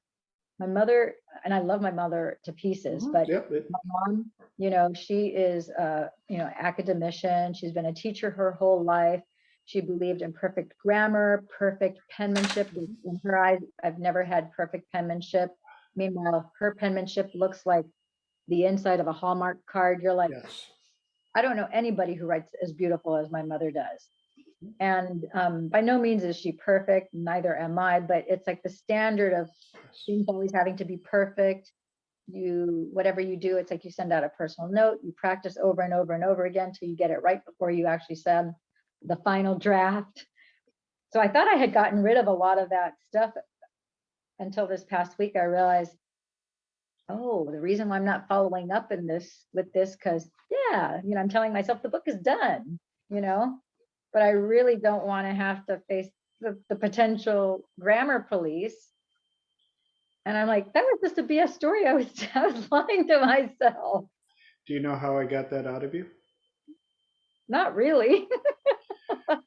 And this goes in line with, can't think of his name right now, is one of the best things that you can do is get better and better at asking questions. Yeah, you did ask me questions. That was how Steve was able to do what he did. And that's when it caught me, is the better you get at asking questions, the better the information. The better the question, the better the information. And a lot of times clients don't know how to explain what's going on. And so it's the crossover between the processes that we learn, but the asking the questions to open up the doors for the process. And in asking the questions, the metaphors show up. You know, people ask, well, how did you come up with that? I'm like, I ask questions that lead to more questions, and then all of a sudden a metaphor.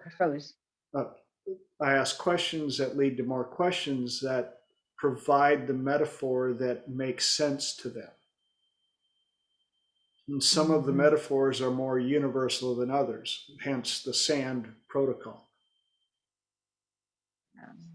And some of the protocols. What's your best go-to question? Maybe top three, other than the three magic questions. What are some other ones that you use? Mine is mainly a lot of conversational, where I'll hear a limiting belief, and I'll go, okay, so what does that mean? Like, and especially one of my favorites, like I utilized with her last weekend, was nothing means anything until you give it a label. The problem is we all too often will give something a label, and oh, that's what it means. I mean, I labeled it. That's what it's got to be. And so I always say, okay, so what else could you use to describe it? Give me 3 answers. And when they have to go in and analyze it to come up with different labels, and a lot of times you'll hear them try to use the same label with a different word. I'd be like, all right, so okay, but usually that only lasts 1 or 2, and then when you push for the third, now they've really got to stretch it out, unless they're an optimum linguist. And what happens is the first, second, or even the third answer may not be the correct answer, but in standing back and looking at the 3 or 4 answers, the 3 or 4 labels that came out of the process, all of a sudden that aha moment pops up, and they're like, holy shit, I mislabeled it. It wasn't that at all. I've argued more people out of headaches than it blows my. I have so much fun with it, because somebody be like, I'm like, what's wrong? I got a headache. I'm like, got a headache. So is it yours or is it somebody else's? Kind of like an energy spider web that you walk through. You're like, what? I'm like, is it yours, or is it your headache, or is it somebody else's? I'm just curious. Ask your subconscious. I don't care if they come back and say it's mine or if it's somebody else's. If it's somebody else's, that's the quickest cure, because they're like, oh, it isn't mine. I'm like, okay, well, then why are you hanging on to it? I don't know. Gone. Wow, oh my God, you're magic. But if it is theirs, I go, okay, so what else could it be? Give me 3 answers. They're like, what? I'm like, if it wasn't a headache, what else could it be? And they're like, I don't know, I didn't sleep very good last night. I'm like, okay, it could be fatigue. What else could it be? Well, I didn't drink very much water. I'm like, okay, you could be dehydrated. What else could it be? Well, I didn't eat much yesterday. I'm like, okay, you could have low blood sugar. So let's see. You could be dehydrated. You could be fatigued. You could have low blood sugar. Notice what happened to that thing that you called a headache, and all of a sudden they're like, how do you do that? I'm like, you labeled it wrong. You weren't feeling good, and you went, oh, I must have a headache, and your brain went, damn, we got a headache. Son of a, now we got a headache. So again, it's knowing how to drill down, especially into belief systems that were quickly put together with labels. That's awesome. I have to Yeah, say here. Oh, go ahead, Brian. And like one quote, like I just heard recently, like that really helps with just questions too, is like Albert Einstein was asked if he had an hour, like to solve a problem, what would he do? And he said he would spend 50 minutes defining the problem and then only 10 minutes solving it. Yeah. So it's just like with questions, like how you're doing it, finding those, well, what else could it be? It's like, well, yeah, they thought the problem was a headache, but it's actually dehydration or,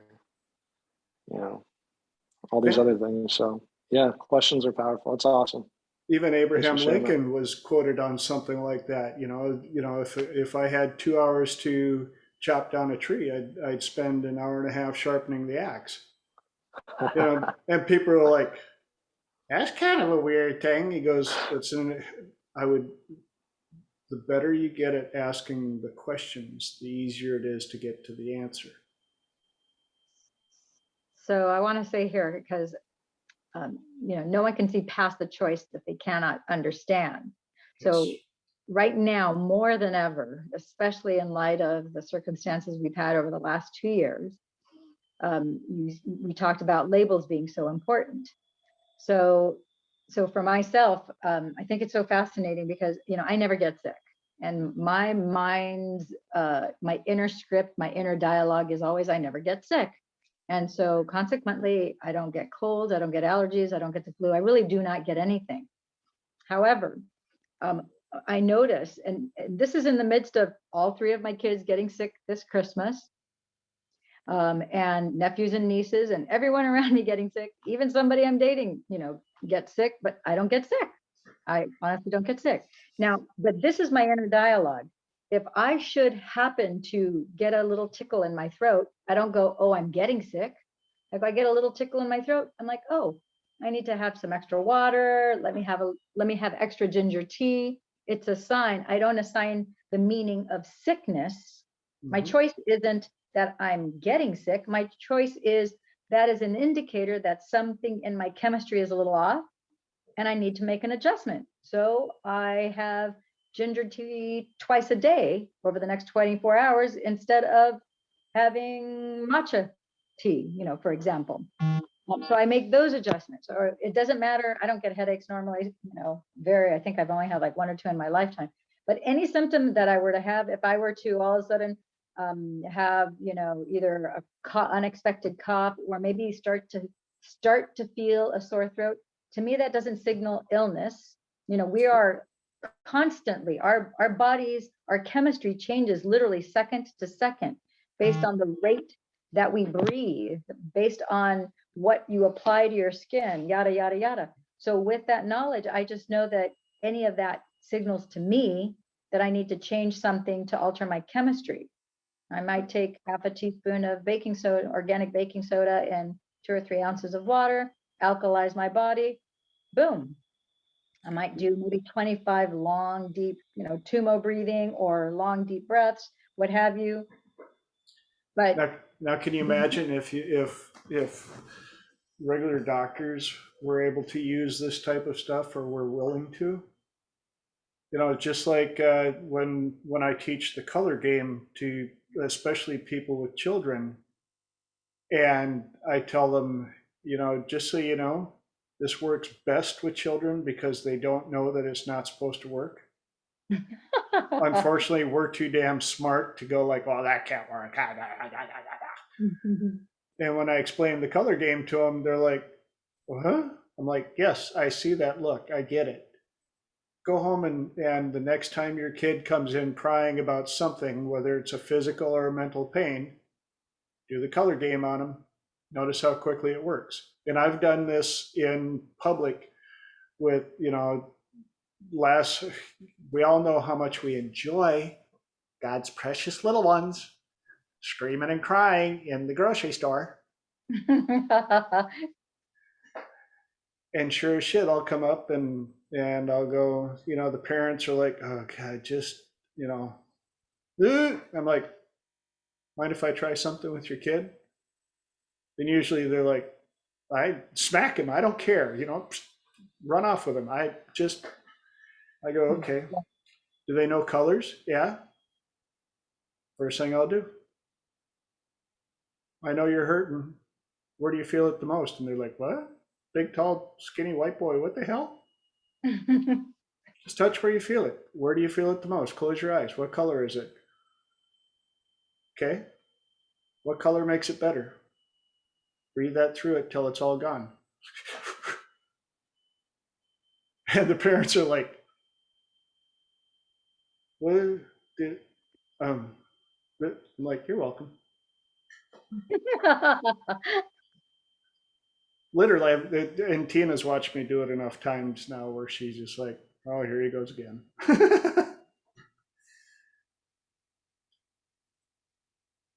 But again, questions and believing it's going to work, and No. the kids don't know that it's not supposed to. So, boom.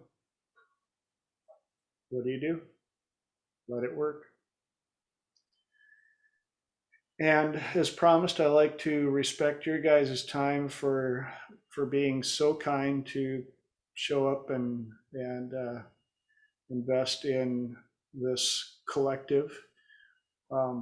We're up to our 8 o'clock hour, which means we've put in 2 hours. Any quick questions, feedbacks, ahas that we can close out with? It was pretty great, man. It's a cool thing you got going on. Yes, thank you very much. Yeah. Yeah, thank you so much. Thank you, everybody, for being here. Well, my intention is to do this at least every Tuesday until it you know doesn't work, and hopefully we'll figure out a solution to that. But right now, especially with my ongoing mantra, who do you want to be in 23? And how can I help you? You know, I don't want to put Holly on the spot here, but I think it'd be really nice if we could have some mudra lessons.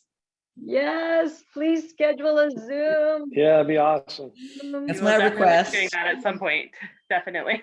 And as part of this probably too, I think. We'll see. See? This is to help all of us. You know, we got Lillian book coming out. Whoop, whoop, whoop. Got Miss Holly understanding that she is far more powerful than she gives herself credit for, and Amazing. loved beyond belief. So, and for the rest of you, thank you for showing up. Thank you for making this worth my dream and all the above. You're welcome to invite anybody that wants to show up. This is open forum to anybody that's crazy enough to take part of it. So we all got something to give in. Thank you, thank you, thank you. You're doing a great job and Absolutely. a great investment of our time. Cool. So And next week, I should know how to have a recording available for people so that Yeah. you can keep this going. yeah, well, after we get off this Zoom, TJ, I'll Or if call you want to, and then- do a practice session with me and just practice on it too, I'm definitely willing to do that as well. I was Good job. gonna say, I feel like Holly's gonna be like, "Oh, hey, let's work on that." call you on, But I'm sure Lillian video. could help you find too. So maybe it's just whoever's schedule works best with yours. Yeah, so we'll just, because like I said, it'll only take like a minute or two. It won't take very long. It's like super easy and fast. Okay. Okay, so we'll do it right after this. Yeah, and you guys are, now remember, you guys are welcome to keep in touch with each other and support each other outside of this forum and keep pushing, because again, I don't want this to be about me. It's not a talking head situation. This is a collective of people that help each other.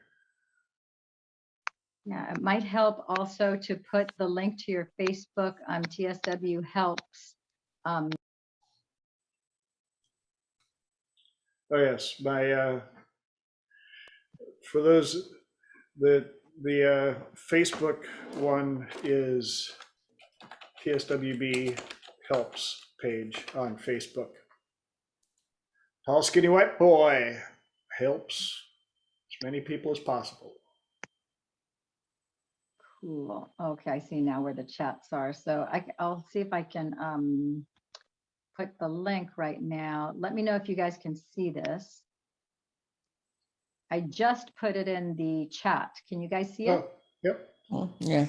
Yeah. And then also put a link on your website that you would, so that people can. There's my, Okay, well, sounds awesome. Okay, super. all right. You all are full on rock stars. Love and appreciate all of you. Thanks for showing up. Have a fantabulous week. I'll see you back here in 7. Righty. Ciao for Hi, now. everybody. Thanks, Bye, Jay. everybody. Guys. Have a Thanks, nice- everyone. Love you all.